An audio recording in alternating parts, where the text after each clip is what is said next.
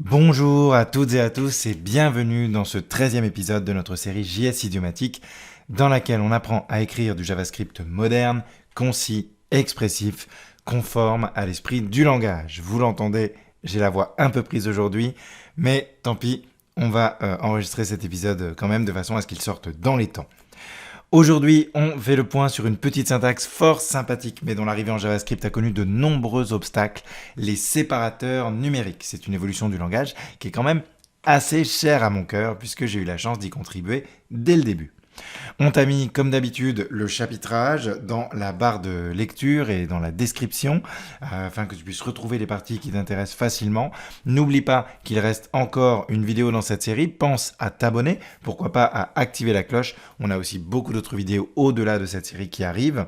Les commentaires te sont, comme d'habitude, grand ouverts. Alors si tu as la moindre remarque, la question, une anecdote, tu veux nous faire un petit coucou, nous dire un mot gentil, n'hésite pas, on aura plaisir à te lire. Allez, les séparateurs numériques en JavaScript, c'est parti. Et pour commencer, quel est le problème auquel répondent les séparateurs numériques ? C'est très simple. Regarde, premier exemple. Ce turns là, instantanément, quand tu le regardes, il vaut combien ? Est-ce que c'est 10 millions ? Est-ce que c'est 100 millions ? Est-ce que c'est 1 milliard ? Est-ce que c'est plus ? On ne sait pas. On n'en sait rien. Même chose ici, si je te mets ce masque binaire, combien il y a de bits instantanément ? Quel est le premier quad ? Est-ce qu'il y a plus ou moins de 8 bits ? Ça vaut quoi ? Voilà, on ne sait pas, on n'a pas l'info. Encore un exemple, ici, on a une commission, des frais, mais ces frais, finalement, est-ce que ce sont des unités ? Donc 1500 € par exemple, est-ce que c'est en virgule fixe en cents, auquel cas plutôt 15 €? Est-ce que c'est encore plus bas, on a une virgule fixe à 3 positions, on serait à 1,50 €? On ne sait pas, on n'a pas l'information. Et même chose ici, j'ai un tarif fixe, en fait un flat rate, mais est-ce que c'est 250 000 €? Est-ce que c'est 2500 parce qu'on serait en virgule fixe à 2 ? Voilà, on n'a pas l'info, c'est pas clair là-dedans. Donc ça, c'est quelque chose qu'on a très fréquemment lorsqu'on a des nombres un peu importants ou pas forcément importants, mais qui sont exploités avec ce qu'on appelle des virgules fixes. On n'a pas cette lisibilité dans le code source. Alors, on a des solutions qui existent à ça dans plein d'autres langages et depuis longtemps. Et on a ce qu'on appelle les séparateurs numériques. Dans la grande majorité des langages qui ont cette fonctionnalité-là, c'est le underscore, le caractère de soulignement. On le trouve, par exemple, parfois depuis très longtemps, dans Java, dans Python, dans Perl, dans Ruby, dans Rust, dans C#, pour ne citer que. Et ça va nous permettre de gagner en lisibilité. Par exemple, ici, je peux dire, écoute, voilà, c'est turns, on va faire des groupements de milliers, et là, ça saute aux yeux qu'on est en train de parler de 10 milliards. Même chose ici, si je veux isoler les quads, évidemment, je l'ai fait au mauvais endroit, et ça saute aux yeux que j'ai 2 quads, et donc 8 bits. Et quelle est la valeur, du coup, par exemple, du quad de poids fort ? C'est 1011, quoi qu'il arrive.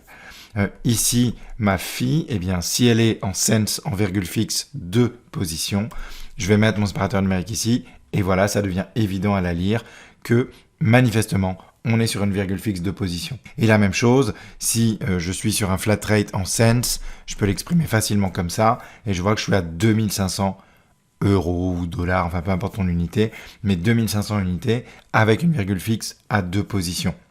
Alors, ce genre de syntaxe marche aussi, ça mérite de le signaler, pas seulement sur les entiers décimaux ou les entiers binaires, on l'a bien évidemment sur les entiers hexa.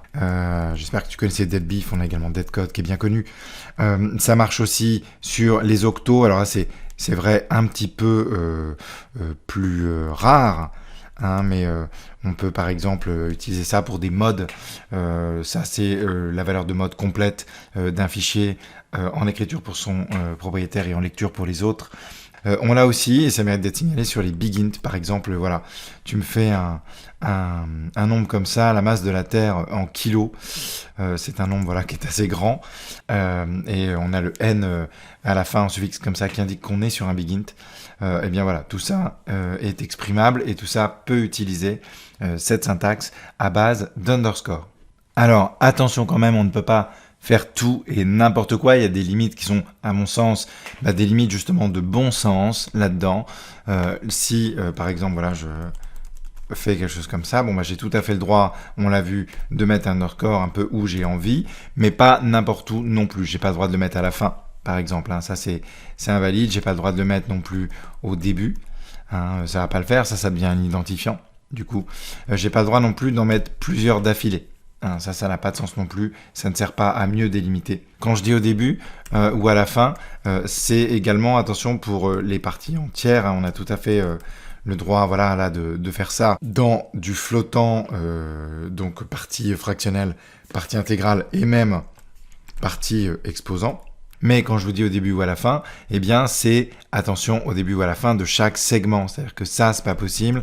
Ça, c'est pas possible non plus. On n'a pas le droit d'avoir un underscore là. J'ai pas le droit d'avoir un underscore ici avant l'exposant ou après l'exposant. Voilà, des limitations qui sont de bon sens. C'est-à-dire qu'on ne va pas vous autoriser à en mettre là où ça n'apporte rien. L'autre chose à savoir, c'est que certains éléments de la bibliothèque standard qui travaillent entre les nombres et les strings notamment ont, pour des raisons de compatibilité ascendante, c'est toujours pareil avec JavaScript, on ne peut jamais rompre la compatibilité ascendante, eh bien, on va avoir la préservation du comportement historique là-dessus, et donc on ne prendra pas en charge cette nouvelle syntaxe à base d'underscore. Prenons ces trois éléments notamment de la bibliothèque standard de JavaScript, number, parseInt, parseFloat. Ce sont des fonctions qui acceptent des strings, notamment, éventuellement d'autres arguments, parseInt notamment un deuxième argument qui est la base qu'on utiliserait systématiquement.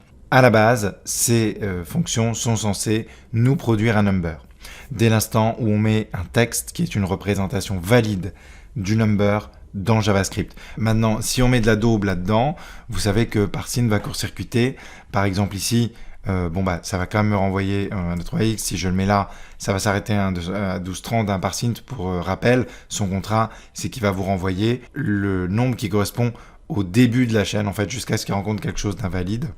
Donc, il faudrait vraiment démarrer par de la daube pour tomber sur notre number. Et notamment, historiquement, si on avait des underscores dans ces strings-là, eh bien, il y avait alors soit not a number pour number, parce que number, si tu mets de la daube ici, voilà, tu auras not a number quoi qu'il arrive, soit une rupture de parsing pour parseInt et parseFloat qui vous aurait renvoyé que la partie valide jusque-là. Ça va être un comportement qui est préservé, même avec OS 2021.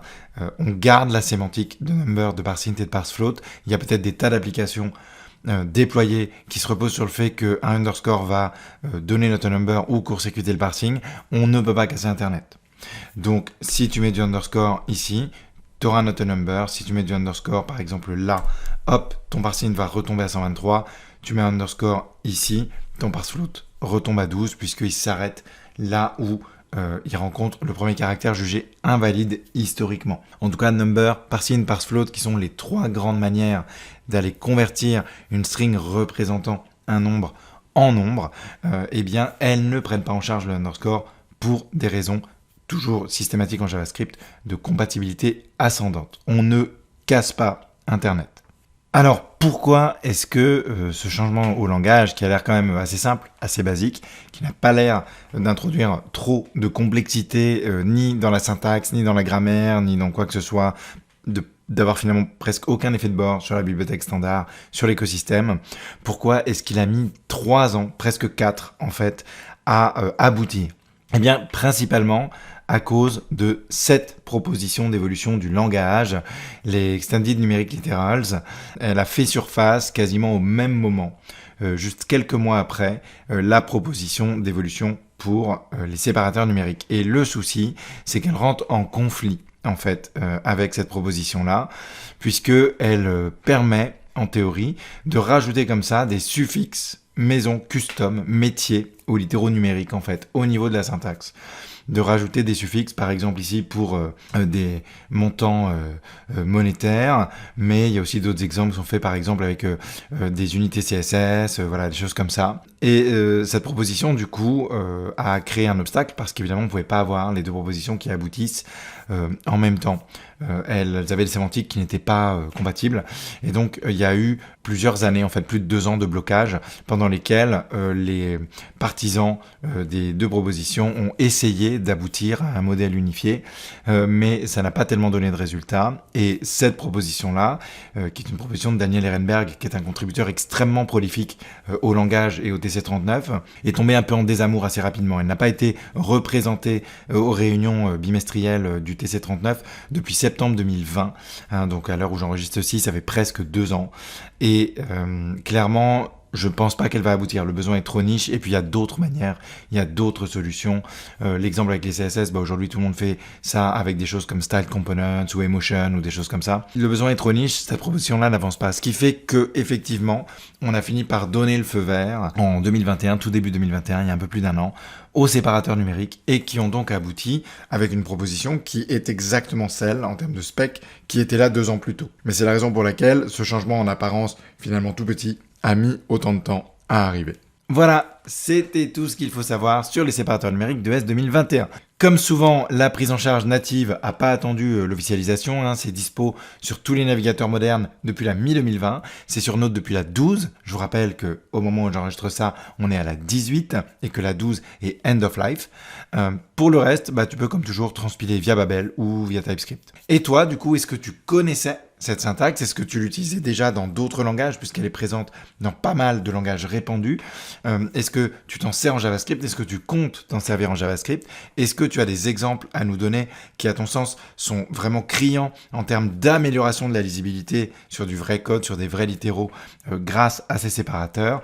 Dis-nous tout dans les commentaires. Pense aussi à t'abonner s'il te plaît, notamment pour ne pas louper la fin de la série qui va traiter des modules ECMAScript et ça va être un gros sujet, un gros épisode pour le coup. Sans parler de tout ce qu'on a prévu pour après, il y a beaucoup d'autres vidéos sous le coude qui arrivent autour de JavaScript évidemment, mais on a aussi en ce moment une autre série sur Git avec le Glosser Git, il y a plein de trucs qui arrivent.